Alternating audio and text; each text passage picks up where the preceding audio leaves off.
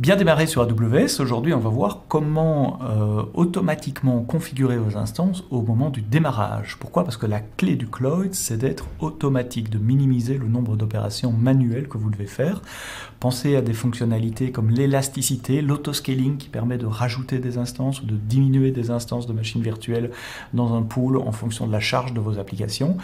Si on fait ça, il faut que les instances puissent se configurer automatiquement, qu'elles bootent et qu'elles se configurent comme un web server ou comme votre application. Pour faire ça, il existe plein de moyens différents. Je vais juste vous en montrer un qui est très simple à utiliser. Vous allez dans la console EC2, vous cliquez sur Lancer une instance. Je vais aller assez vite sur tous les paramètres. On va choisir une Amazon Linux ici, une Amazon Linux 2 en T2 micro. Comme ça, je ne la paye pas. Elle est dans mon offre gratuite d'utilisation AWS. Et tout en le bas de la page, il y a détails avancés, données utilisateurs.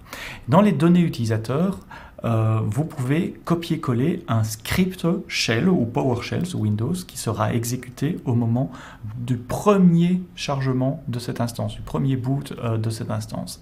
Alors si on regarde ce qu'il y a, il faut que le script commence par bin bash pour dire hey, c'est un script.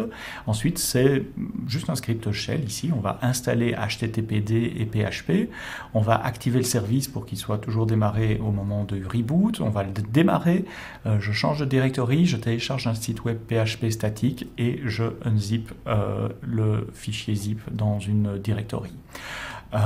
L'étape suivante, c'est le stockage, les balises, les groupes de sécurité. Ici, c'est une application web, donc il faut un groupe de sécurité qui m'autorise du trafic 80, celui-ci par exemple. Si vous n'en avez pas, vous en créez un.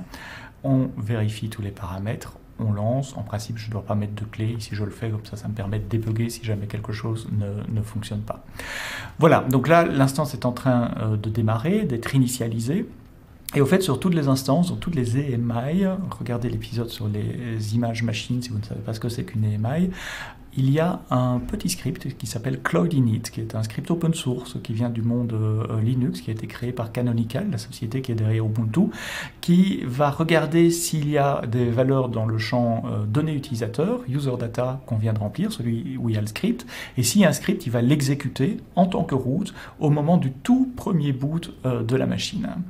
Et donc il suffit d'attendre un tout petit peu, on va prendre le nom DNS de la machine, je vais ouvrir un nouvel onglet, et on va aller visiter le site web. Alors il n'est pas là immédiatement, évidemment, il faut le temps que ce script s'exécute.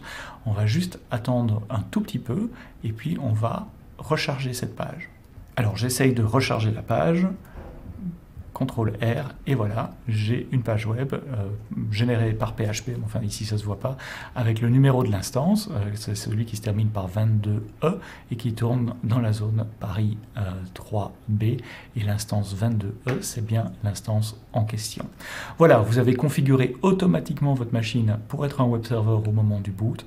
À partir de là, vous avez les clés de l'automatisation de votre infrastructure. N'oubliez pas de laisser un commentaire si vous trouvez cette vidéo intéressante. Parlez-en autour de vous à vos collègues et vos amis. On se retrouve très bientôt pour un prochain épisode de Bien démarrer sur AWS. Et d'ici là, quoi que vous codiez, codez-le bien.